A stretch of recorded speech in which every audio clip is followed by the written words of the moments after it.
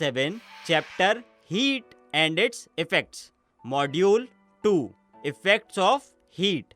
Hello friends, हमने पिछले module में हीट क्या होती है और उसको हम कौन सी यूनिट में मेज़र करते हैं यह समझा था।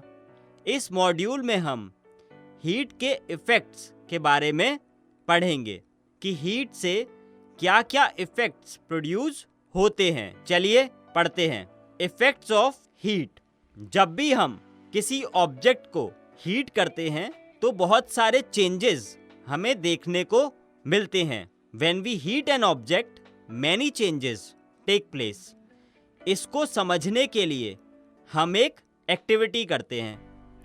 इस एक्टिविटी को करने के लिए आप एक बर्तन लीजिए और उसमें रॉ वेजिटेबल्स यानी कच्ची सब्जियां को काट कर उनके कुछ पीसेस उसमें डालिए और फिर इस बर्तन को ऊपर तक पानी से भरकर टाइटली बंद कर दीजिए एक ढक्कन की हेल्प से। तो क्या किया आपने? Take a vessel and put a few pieces of raw vegetables into it. Fill the vessel up to the brim with water and close it tightly with a lid. अब बर्तन को गर्म कीजिए और तब तक कीजिए जब तक उसमें भरा पानी बॉयल करना शुरू ना हो जाए। Heat the vessel till water starts boiling vigorously. जब आप ऐसा करते हो तो आप क्या ऑब्जर्व करोगे? आप ये ऑब्जर्व करोगे कि पानी बहुत गर्म हो जाता है और जैसे जैसे पानी को और हीट किया जाता है तो वो वेसल से ओवरफ्लो यानी कि बहने लग जाता है। ऐसा क्यों होता है? ऐसा इसलिए होता है क्योंकि हीट होने की वजह से पानी का वॉल्यूम बढ़ जाता है और इस वॉल्यूम के बढ़ने को हम क्या कहते हैं? इसको हम एक्सपेंशन कहते हैं। क्या कहते हैं? एक्सपेंशन। तो हमने इससे क्या समझा? हमने ये समझा कि हीट की वजह से एक्सपेंशन होता है। तो क्या ऑब्जर्व किया आपने? You observe that water becomes hot as the water heats up further, it begins to overflow. That is, its volume increases. Thus, heat causes expansion. तो क्लियर हुआ आपको? पहला इफेक्ट क्या हुआ हीट का? कि हीट एक्सपेंशन करती है। चलिए इस एक्टिविटी को आगे बढ़ाते हैं। पानी को और ज़्यादा हीट कीजिए। जब पानी हीट होगा तो वो बॉयल होकर स्टीम में कन्वर्ट होगा। अगर आप ढक्कन को थोड़ा सा हटाकर देखोगे, ध्यान रहे आप ढक्कन को बिना किसी कपड़े के या बिना किसी और चीज़ के यूज़ किए ना हटाएं, क्योंकि ढक्कन भी काफ़ी गर्म हो चुका होगा और इससे आपका हाथ जल सकता है। तो क्या किया आपने? अगर आप ढक्कन को हटाओगे तो आप देखोगे कि जो स्टीम है वो भी वेसल से बाहर आ रही है। इसका मतलब क्या हुआ? इसका मतलब यह हुआ कि वाटर ने अपनी स्टेट चेंज की। किसकी वजह से? हीट की वजह से। तो दूसरा इफेक्ट क्या हुआ अब हीट का यहाँ पर? कि हीट की वजह से स्टेट चेंज हुई। चलिए आगे बढ़ते हैं। और कुछ देर बाद जो वेजिटेबल के पीसेस हमने एक्टिविटी को करते टाइम स्टार्टिंग में डाले थे वेसल में, वो क्या होता है? वो पक जाते हैं। तो क्या आपने ऑब्जर्व किया? After some time the pieces of vegetables get cooked. तो इससे हमें कौन सा इफेक्ट हीट का मिलता है? कौन सा देखते हैं हम इसमें हीट का इफेक्ट? इसमें केमिकल चेंज होता है, यानी कि जो रॉ वेजिटेबल्स हमने डाले थे वो अब पक चुके हैं। It means they are cooked now. तो इस एक्टिविटी से क्या समझा हमने? इस एक्टिविटी से हमने ये समझा कि हीट की वजह से बहुत सारे चेंजेस होते हैं। कौन कौन से चेंजेस थे? सबसे पहला चेंज था कि वाटर का टेम्परेचर जब चेंज हुआ था, तो पहला चेंज हो गया चेंज इन टेम्परेचर। फिर उसके बाद हमने क्या देखा था?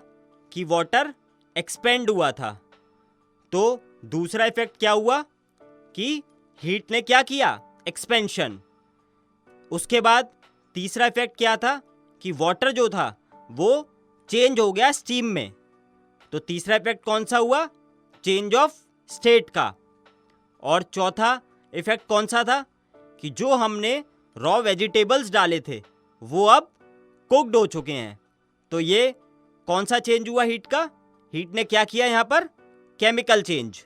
तो हम कह सकते हैं कि heat causes change in temperature, change of state, expansion and chemical change.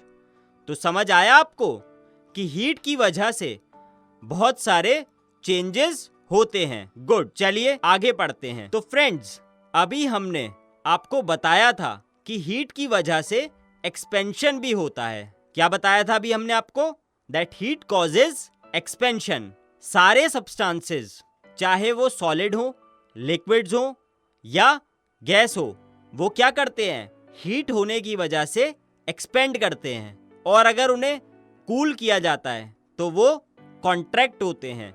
लेकिन किस एक्सटेंट तक कॉन्ट्रैक्ट या एक्सपेंड होंगे ये हर सब्सटेंस में डिफरेंट होता है। All the substances whether solid, liquid और gas expand on heating and contract on cooling. However, the extent up to which they expand or contract is different. चलिए अब सॉलिड में एक्सपेंशन कैसे होता है इसको समझते हैं।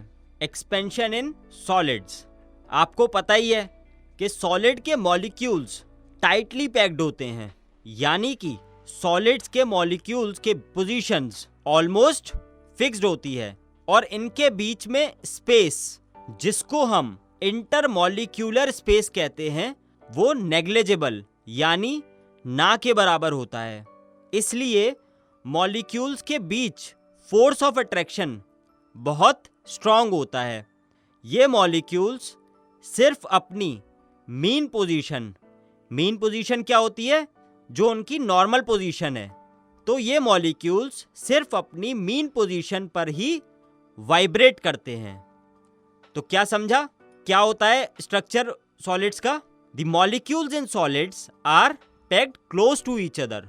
The position of these molecules is almost fixed in solids. The space between the molecules, that is intermolecular space, is minimum in solids, in fact almost negligible. Thus, the force of attraction between the molecules is very strong. These molecules vibrate only about their mean positions. तो जब हम solid को heat करते हैं, when you heat a solid, तो इसके molecules का movement तेज हो जाता है। The movement of these molecules increases और इसकी वजह से उनके बीच की एवरेज डिस्टेंस बढ़ जाती है। This increases the average distance between the molecules और फिर ये मॉलिक्यूल्स ज़्यादा स्पेस ऑक्यूपाई करने लगते हैं, जिसकी वजह से सॉलिड का वॉल्यूम इंक्रीज हो जाता है, या हम कह सकते हैं सॉलिड एक्सपेंड हो जाता है। तो क्या समझा? The space occupied by the molecules increases, that is the volume of the solids increases. तो एक्सपेंशन कैसे हुआ सॉलिड्स में?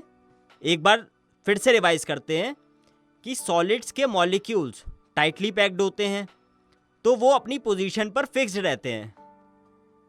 जब उनको हीट किया जाता है, यानी कि जब वो हीट उन्हें मिलती है, तो उसके मॉलिक्यूल्स तेज मूव करने लगते हैं और इसकी वजह से जो उनके बीच की एवरेज डिस्टेंस है वो बढ़ जाती है। और इस वजह से क्या होता है?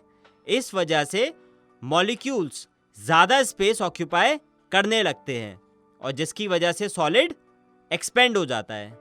तो क्लियर हुआ आपको कि एक्सपेंशन कैसे होता है सॉलिड्स में? गुड। चलिए अब तक हमने इस मॉड्यूल में क्या पढ़ा, एक बार मेन पॉइंट्स को रिवाइज कर लेते हैं। तो सबसे पहले हमने क्या पढ़ा था कि जब हम ऑब्जेक्ट को हीट करते हैं तो क्या होता है? बहुत सारे चेंजेस होते हैं। When we heat an object, many changes take place. और वो क्या क्या चेंजेस थे? Heat causes change in temperature, change of state, expansion and chemical change. Next क्या पढ़ा था कि सारे सब्सटेंसेस, चाहे वो सॉलिड हो, लिक्विड हो या गैस हो, वो हीटिंग पर एक्सपेंड होते हैं और कूलिंग पर कॉन्ट्रैक्ट होते हैं। लेकिन जो उनका एक्सपेंशन और कॉन्ट्रैक्शन का एक्सटेंट है वो डिफरेंट होता है। All the substances whether solid, liquid और gas expand on heating and contract on cooling. However, the extent up to which they expand is different. तो फ्रेंड्स, आई होप आपको ये मॉड्यूल अच्छे से समझ आ गया होगा और इस पर बेस्ड एग्जाम में आने वाले क्वेश्चंस को आप अच्छे से सॉल्व कर पाओगे। चलिए अब एक्सरसाइज सॉल्व करते हैं।